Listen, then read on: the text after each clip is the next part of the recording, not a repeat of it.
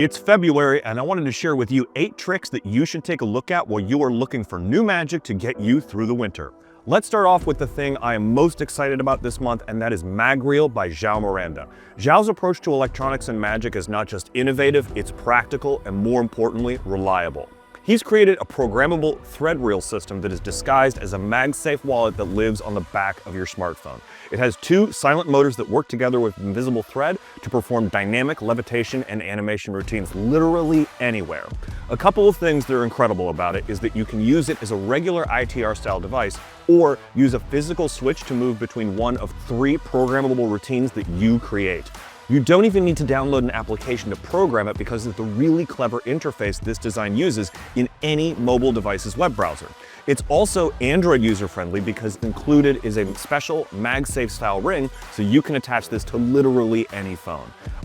I think this is the new gold standard in electronic invisible thread devices. You don't need to attach it to a phone, you can hide it pretty much anywhere because of how compact it is. And performing with pre-programmed routines makes it so you can do truly beautiful levitations and animations with all kinds of little wonderful moments. MagReel is something really special. The other thing I'm crazy excited about in February is the long-awaited release of Quarantine by Craig Petty. This is a killer multi-phase card routine that ends with the deck being encased in cellophane. The short version of this is that you have a card selected, sign, and return to the deck. You then remove the cellophane from the box, vanish it, and the deck is now sealed in the cellophane. Then you visually remove the signed card from the cellophane cards and everything can be examined. This is one of those routines that Craig has performed for nearly 30 years. It's clearly been a staple of his walk-around gigs, and it shows because of how smooth the routine is. It lives in that same world as OmniDeck and Tech Deck, but it feels different because you literally use every part of the deck of cards for this routine. I love the impossible object aspect of it, as well as the variation he has on the routine where the empty box has its cellophane restored around it. I've actually performed variations of this effect since Craig showed it to me a few years ago, and I can confirm it's very commercial. Also, the price is great. 20 bucks for a commercial routine is an absolute steal. Now, if you've seen these buying guides before, you know that I am a book nerd, and I've been talking for weeks on our podcast about how excited I am that Drew Backenstoss' long out-of-print book, Architect of the Mind, is finally on shelves again.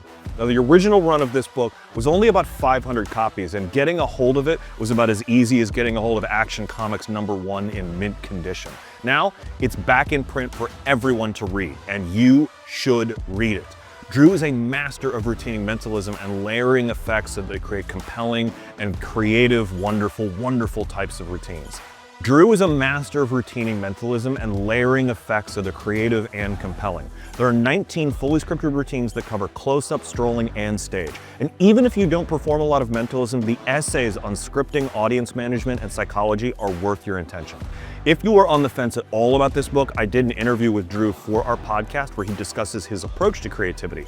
Go watch that interview and then try to tell me you don't want to hear more of his thoughts. This is a killer book that a lot of people have been waiting for.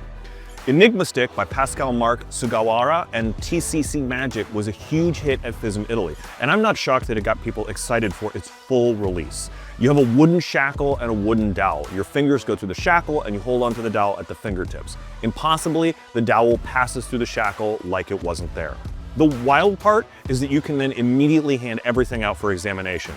This effect is crazy visual and shockingly easy to do. There's some great variations taught in the accompanying video for the different ways you can link and unlink the dowel and the shackle. It's a delightful little mystery that's worth popping in your shoulder bag or backpack for when you really want to have fun in a casual way to fool your friends.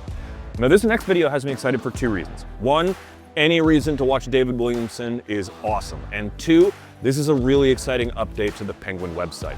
David Williamson Live has been remastered in full 1080 high definition. This is the first of a bunch of videos that we are remastering for the new web player that is now accessible to all of our customers.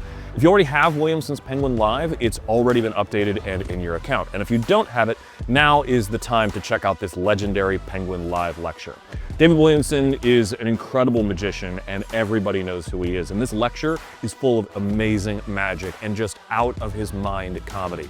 One of my favorite parts is that in an effort to prove how good a trick is for a lay audience, he literally drags someone off the street to do magic for them. It's hilarious and a completely unscripted moment, and the magic is really incredible. It's great to see this in its full high-def glory. Vortex by Dan Harlan also got an update in February. There's a new tutorial from Magic Ballet from New York City. Now, first of all, if you don't know the trick, a queen and another card are held crisscross by the corners, and with a little wave, they swirl into each other like, honestly, some crazy vortex. You can then pull them apart and then they restore themselves. It's a trippy visual that is classic Dan Harlan. You really only need 2 cards. No need to have a full deck or any cards selected with Magic Ballet's new routine. You can have the cards ready to go in your wallet so you can perform this trippy visual and then move on to your next effect. If you already have Vortex, Magic's tutorial is a free gift in your account. If you don't, it's a great reason to check it out this month. Another incredible book that came out this month was Mr. Fingers, The Magic of Irv Weiner. Irv was a force of nature in Magic from the 60s all the way through the 90s. Now, magicians like Michael Lamar and David Williamson have frequently talked about the profound effect he had on them as young magicians. They both saw him perform when they were in college. This book is a massive tome that is full of gold. It opens with a section on innovative card moves that are creative and have been road tested. Vanishes, controls, false cuts, it's all in there. A highlight for me was in the mentalism section. He teaches a hands-off book test that uses an ungimmicked book that can be kept by the spectator as a souvenir. Now, collectors have been excited because all of Irv's past releases, manuscripts, notes, and pamphlets have been reprinted in the book. This includes his legendary thumb tie and his sponge work. It features everything he ever published, as well as unpublished materials, essays, and input on his material from students, friends, and contemporaries. And so often, we look at these compendiums of material from performers from the past, and we don't have a true sense for when that material lived. This is a fascinating book that is on my coffee table right now, and I'm having fun going through it. Also this month is an awesome chop cup effect from Alex Latorre and Juan Capilla. College Dropout takes the iconic image of a beer pong and turns it into a multi-phase chop cup routine where a ping pong ball vanishes and appears over and over again before transforming into 2 full cans of beer. The red plastic cup is a really unassuming prop, and the gimmick built into it can be transferred to other similar cups to match your environment. The real star of the show is the gimmicked ping pong balls. The magnet in them sort of floats in the center so you can get a great hold in the cup while still being able to make it appear when you want. They are also perfect for adding to your existing chop cup routine if you want a larger, more visible ball to appear and disappear. If you've never performed chop cup before, the tutorial is a great crash course with lots of optional moves and phases that is a great way to get into this type of routine. I've been performing chop cup for years, and I learned a couple of new moves that I hadn't come across before. I highly recommend this for anyone interested in the chop cup. That's it. Those are the tricks I'm excited about in February. Let me know in the comments what you think about these tricks and maybe some others that come out this month that you're excited about. Also, be sure to like and subscribe as well as ring that bell so you'll be notified when we put out more videos. Thanks again for watching, and as always, we'll see you next time.